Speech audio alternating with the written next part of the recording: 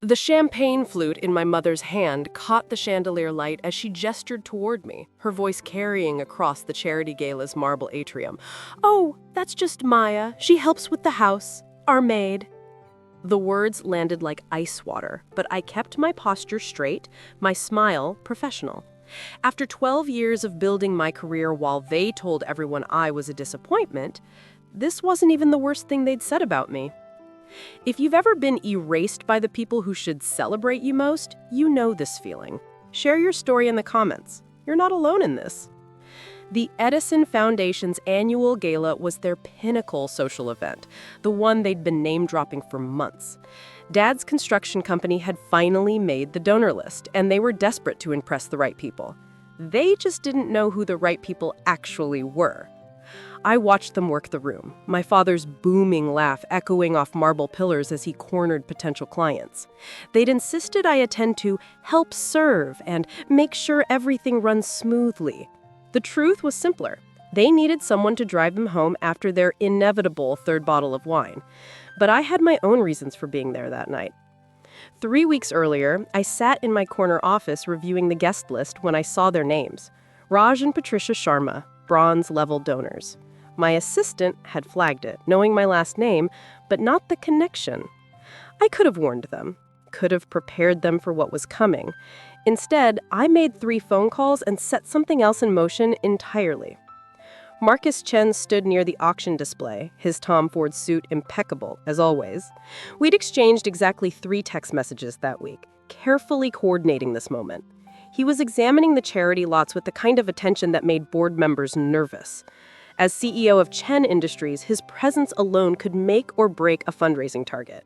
But Marcus was more than a CEO. He was the man who'd bet his family's legacy on a 26-year-old woman everyone else had written off. The partnership that saved his company started in a coffee shop at 2 a.m, where I'd outlined a restructuring plan on napkins while he listened with the kind of desperation that comes from watching everything your grandfather built crumble. My mother materialized beside him, practically vibrating with social ambition. "Mr. Chen, what an honor. I'm Patricia Sharma, and this is my husband, Raj. We are Sharma Construction. You might have heard of us." Marcus turned, his expression politely neutral. "Mrs. Sharma, and you're here with—" "Oh, just us and the help," she laughed, that tinkling sound she practiced in the mirror. "We brought our maid along. Someone has to keep track of the coats and call the car service. You know how these events are." The room's temperature seemed to shift. Marcus's eyes found mine across the space, and something passed between us that my parents, in their social climbing frenzy, completely missed. Earlier that evening, when we'd arrived, my mother had actually introduced me to the valet as the help and asked him to show her the service entrance. The valet, 20-year-old James, had gone pale. He knew exactly who I was. I'd paid for his business degree through the foundation I ran. He'd started to correct her, but I'd touched his arm gently, shaking my head. Not yet. What would you do if the person humiliating you had no idea they were standing next to your business partner? "Your maid," Marcus repeated slowly, his voice carrying a weight that made nearby conversations pause. "Your domestic help." The words domestic help rippled through the gathered crowd. I saw Vivian Rodriguez, the foundation's board chair, set down her drink. She knew me as the anonymous donor who'd covered their budget's shortfall last year.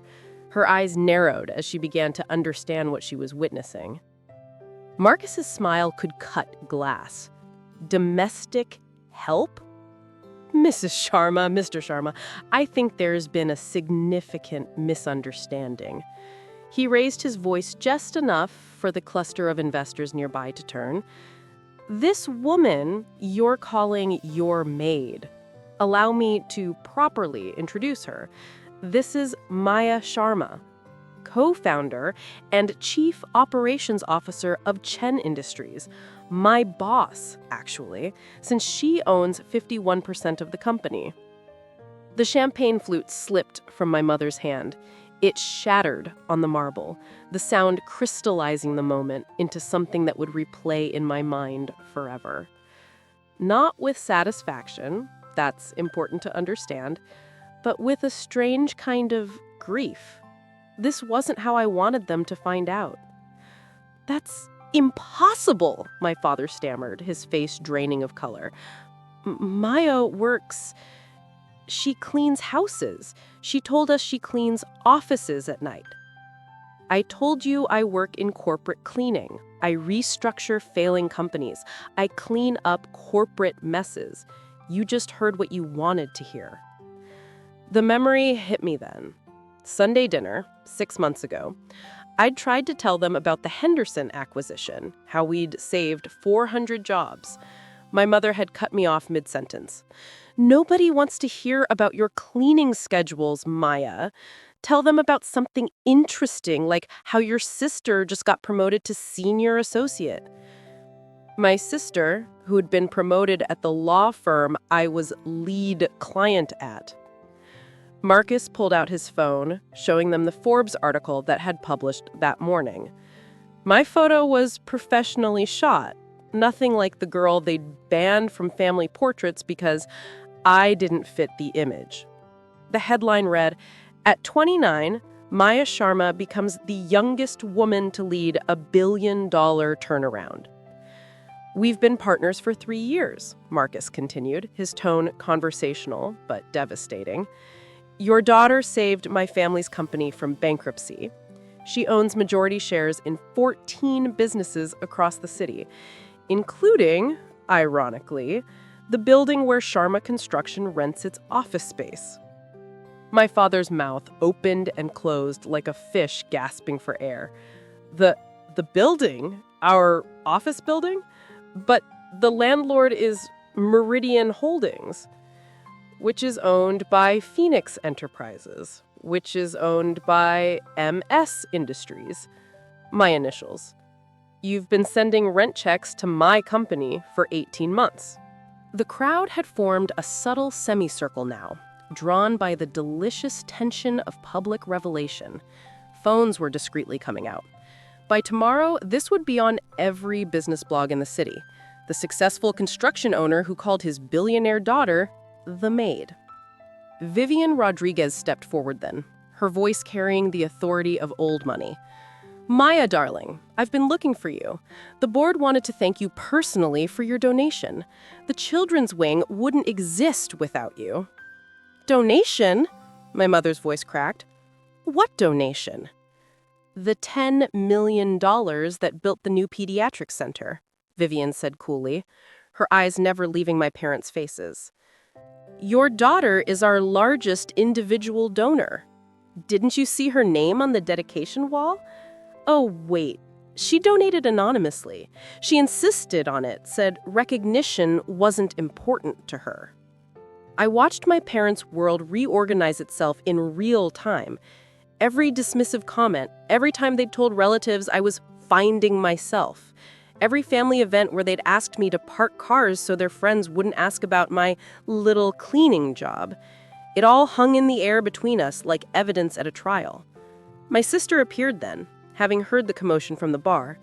She took in the scene, the shattered glass, our parents' stricken faces, Marcus's protective stance beside me, and the crowd of witnesses, and immediately understood. She'd known for 2 years. She'd signed NDAs for 3 of my acquisitions at her law firm, but she'd kept my secret because I'd asked her to, even when it meant watching my parents humiliate me at every opportunity. "Maya," she said simply, moving to stand beside me. "It's time." The solidarity in those 2 words broke something in me. Not my composure, I'd learned to hold that no matter what, but the last thread of hope that my parents would ever see me without me forcing them to do so. My father found his voice finally. "Why didn't you tell us?" The question hung there, so absurd that several people in the crowd actually laughed. Why didn't I tell them? When? During the dinner where they'd told everyone I was too stupid for business school? During the Christmas when they'd given me cleaning supplies as a joke gift? during the engagement party for my sister where they'd introduced me as our other daughter. She's between things right now. I tried. For years I tried, but you had already decided who I was. And nothing I said could compete with the story you preferred. Marcus cleared his throat.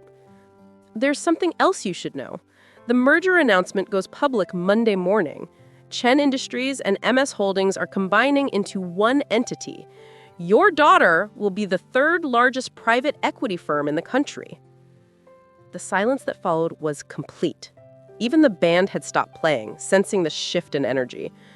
My parents stood there, stripped of their carefully constructed narrative, facing the daughter they'd never bothered to know.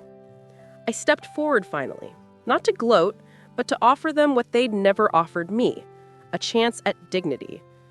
We should talk privately. But my mother's pride, that toxic thing that had driven so many wedges between us, flared up. This is some kind of joke, a cruel prank. Our daughter could never. Your daughter, Marcus interrupted, his patience finally worn thin, just bought the hotel we're standing in. She owns it, like she owns half of what you see in this city's skyline.